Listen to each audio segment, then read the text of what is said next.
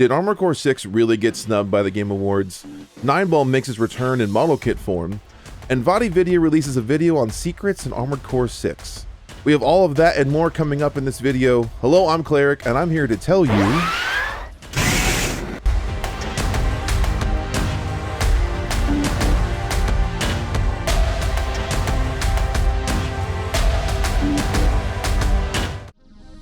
Starting off in game news, the Game Awards announced their nominees this last week, and Armored Core 6's only nomination was for Best Action Game.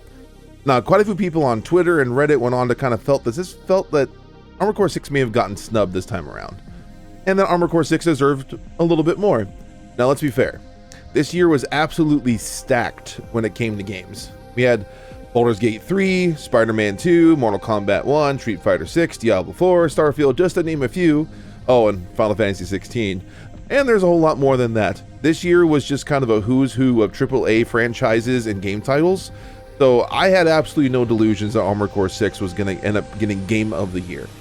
Now I realize this is my personal Game of the Year, and I also realize that I might be a little biased when it comes to that, given the fact that this channel is even called Cleric Armored Core, and it is my all-time favorite game franchise.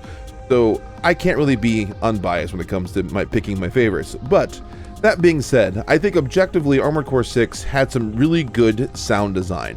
The chunky metallic sounds, the explosions, the way it was, the voice acting, the whole 9 yards.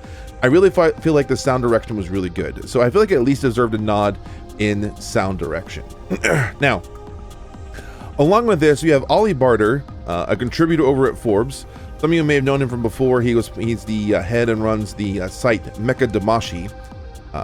Wrote an article and released it on Forbes, and kind of talking about there might be a potential of some bias in Western journalism and games when it comes to the mecha genre. I go on to quote here from the article, and he says, quote, "While I'm not at all bothered by the Game Awards, I can see there may be an anti-mecha game bias prevalent in Western game press. A bias that's probably been there for a long time. In addition, Jeff Keighley made it very clear that he couldn't stand mecha games around the time of Armored Core 4's release."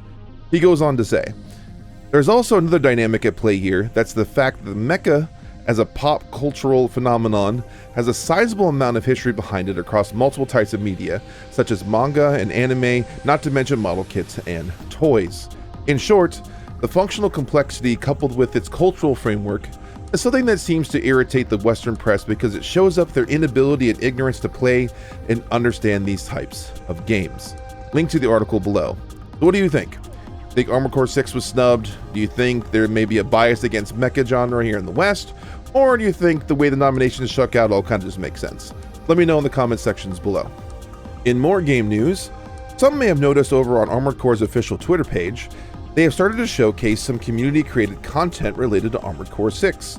This last week, they shared an emblem created by Necro Joker.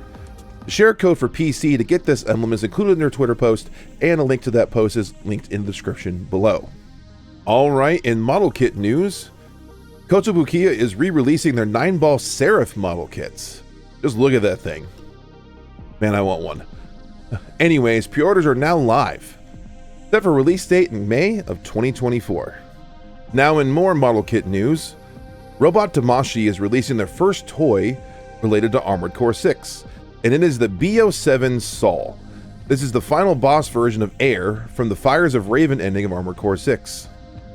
Pre-order and release date information is still to be announced, but with Bandai Spirits being involved, we are hopefully seeing this toy get released on the western side of the world as well.